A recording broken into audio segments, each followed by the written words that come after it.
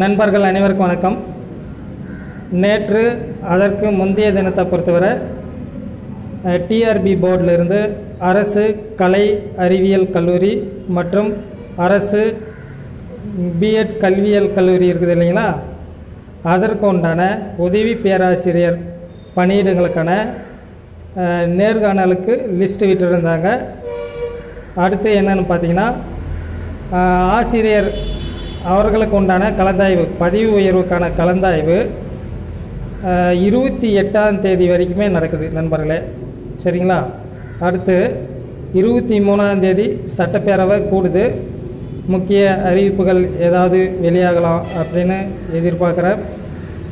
இன்னும் என்ன அப்படின்னு கேட்டிங்கன்னா, செகண்ட் கிரேட் டீச்சர் குறிப்பாக இடைநிலை ஆசிரியர் பணியிடங்களுக்கான அறிவிப்பு வருமா அப்படின்னு சொல்லிட்டு கமெண்ட்டில் கேட்டுகிட்டே இருக்காங்க.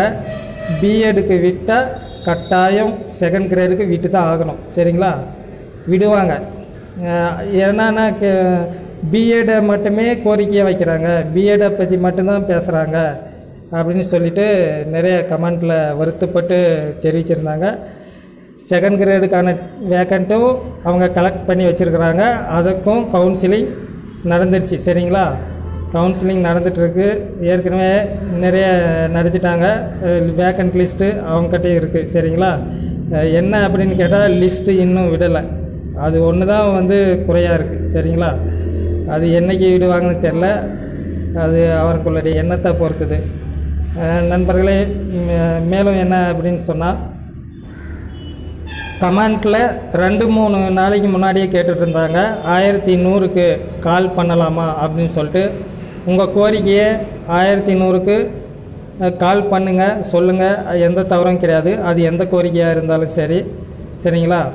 அது ஒரு உந்து சக்தி தான், ஒரு தூண்டலை ஏற்படுத்தும் கட்டாயமாக அவங்களுக்கு, சரிங்களா. வேறு என்ன அப்படின்னு சொன்னால், விரைவில் கண்டிப்பாக பணி நியமனம் இருக்கும், சரிங்களா. டெட்டு பாஸ் பண்ணாதவங்க இப்போ இருந்தே வரும் காலங்களுக்காக படிக்க ஆரம்பிச்சிருவாங்க. காலதாமதத்தை ஏற்படுத்தாதுங்க. என்ன அப்படின்னு கேட்டால், ஏன்னா ஒரு அரசால் ஒரு குறிப்பிட்ட நபர்களுக்கு தான் பணியிடம் ஒதுக்க முடியும். பாஸ் பண்ண அத்தனை பேருக்குமே வேலை கொடுக்க போகிறதில்ல அரசு, சரியா. அப்படி கொடுக்கவும் முடியாது. டெட்டு பாஸ் பண்ணாதவங்க ஒரு சில மேக்சிமம் கிடைக்காது அப்படின்னு நினைக்கிற நபர்கள் தொடர்ந்து படிச்சுக்கிட்டே இருங்க. இப்போ மட்டும்தான் நியமனம் பண்ணால் போட்டித் தேர்வு இல்லாத நியமனம் பண்ண முடியும் டெட்டு பாஸ் பண்ணவங்களுக்கு, சரிங்களா. அடுத்த முறையெல்லாம் கட்டாயம் தேர்வு இருக்கும், சரிங்களா. அடுத்த முறை எந்த ஆட்சி வந்தாலும் சரி, யார் வந்தாலும் சரி, அடுத்த முறை நியமிக்கும் போதெல்லாம் டெட்டு பாஸ் பண்ணவங்களுக்கு இன்னொரு எக்ஸாம் இருக்கும் கட்டாயம். இதில் எந்த சந்தேகமும் பட வேணாம். வேக்கண்ட்டும் வரும். ஏன் அப்படின்னு கேட்டால், தொடர்ந்து பள்ளிகளில் இனி வரும் காலங்களில் சேர்ந்துக்கிட்டு தான் இருப்பாங்க. ஏன்னா இடஒதுக்கீடு ஒரு சாதகமாக இருக்குது, சலுகைகள் அதிகமாக இருக்குது, சரிங்களா. தமிழ் வழி இடஒதுக்கீடு, அரசு பள்ளி இடஒதுக்கீடு, இதெல்லாம் மாணவர்களை சேர்க்கறதுக்கான நல்ல ஒரு வழிமுறை.